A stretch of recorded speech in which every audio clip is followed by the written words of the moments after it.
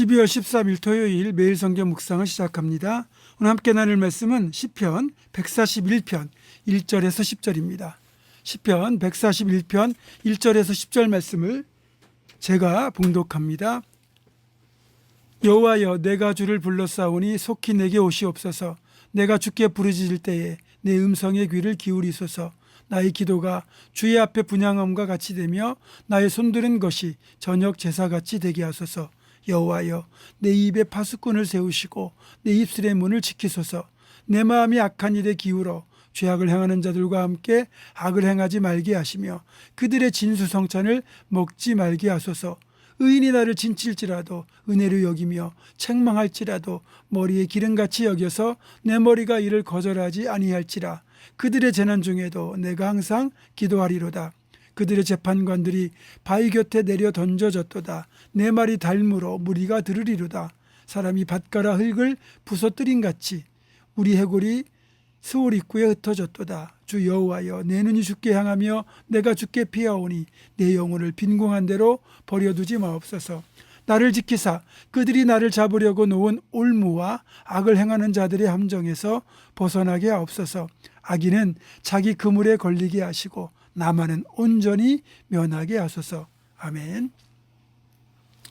오늘 본문 1절입니다. 여호와여, 내가 주를 불러싸우니 속히 내게 오시옵소서. 이 구절을 보면 간절한 기도 후에 속히 응답해 주시기를 바라는 시인의 심정이 잘 나타나 있습니다. 속히 내게 오시옵소서. 이런 빠른 기도 응답을 바라는 건 누구나 동일한 심정일 겁니다. 그러나 분명하게 알아야 되는 것은 기도 응답은 우리가 원하고 우리가 바라는 때가 아니라 하나님께서 판단하시고 생각하시는 하나님의 시간에 하나님의 방법으로 응답되는 것, 그게 가장 복된 응답이라는 것입니다. 또 내가 부르짖을 때 내 음성에 귀를 기울여 달라고 간구하고 있죠. 여러분, 귀를 기울이신 하나님이 얼마나 대단한 것인지 아십니까? 혹시 지구가 자전하는 소리를 들어본 적이 있으십니까? 우리가 사는 이 큰 행성이 엄청나게 빠른 속도로 회전하고 있는데 소리가 얼마나 크겠습니까? 그런데 이 소리는 우리 귀가 들을 수 있는 가청 주파수 범위를 벗어난 소리로 발생하기 때문에 우리가 못 듣는 거예요. 그러니까 저 하늘 보좌에 계신 하나님께는 우주 전체가 돌아가는 소리가 엄청난 소음처럼 들릴 수도 있고 어쩌면 멋진 화음일 수도 있겠지만 어쨌든 이 소라는 와중에도 기가 막힐 정도로 하나님은 우리의 신음소리를 들으신다는 겁니다. 여러분이 침묵으로 기도했든 작은 소리로 기도했든 큰 소리로 부르짖었든 간에 하나님은 토시 하나 빼지 않고 들으시고 또 기도하는 이의 속마음까지 다 헤아리고 계십니다. 그렇다면 시인은 어떤 어려운 일을 만났기 때문에 갑자기 기도하게 된 것일까요? 그렇지 않습니다. 2절을 보면 나의 기도가 주의 앞에 분향함과 같이 되며 나의 손드는 것이 저녁 제사같이 되게 하소서. 이 구절을 보면 시인은 하루에 2번 아침과 저녁으로 늘 기도하는 사람임을 알 수 있습니다. 아침에는 분향과 함께 기도를 드리고 저녁에는 제사와 함께 손을 들어 기도하고 있어요. 그러니까 시인의 삶 자체가 매일 예배하고 매일 기도하는 삶이었다는 걸 알 수 있죠. 이런 모습, 신앙적으로 보면 가장 바람직한 삶이라고 할 수 있는데, 그런데 그렇게 기도하는 사람에게는 당연히 어려움이 없어야 하잖아요. 그런데요, 기도했는데도 어려움을 겪었다? 선뜻 이해가 되지 않습니다. 그래서 때로는 하나님을 이해할 수 없고 기도가 무슨 필요가 있나 싶을 때도 있어요. 예전에 선교지에 나갔다가 교통사고로 사망하거나 테러 집단에게 붙잡혀 죽거나 다친 사람들, 그분들이 기도하지 않고 선교지에 나갔을까요? 그 누구보다 더 많이 기도하는 분들이었을 겁니다. 그런데 예기치 못한 어려움을 만나지 않습니까? 기도 많이 했다고 해서 삶에 아무 문제가 없다면 기도는 만능 부족이 되었을지도 모릅니다. 기도가 능력이 있는 건 분명하지만 기도는 문제를 맡김과 동시에 하나님 뜻에 나를 맡기는 것이 병행되어야 합니다. 그래서 고난을 만날 때 진짜 신앙인이라면 그 고난 속에 들어있는 하나님의 뜻이 무엇인지를 찾으려고 하지요. 어쨌든 불평이 찾아오고 의심이 찾아올 수 있는 상황 속에서도 시인은 악인에 대한 보응은 하나님께 맡기고 대신에 자신의 입술과 마음을 지킬 수 있게 달라고 간구하죠. 여호와여 내 입에 파수꾼을 세우시고 내 입술의 문을 지키소서. 아멘.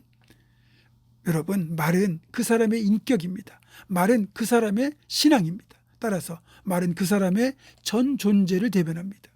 성숙한 사람일수록 말이 절제됩니다.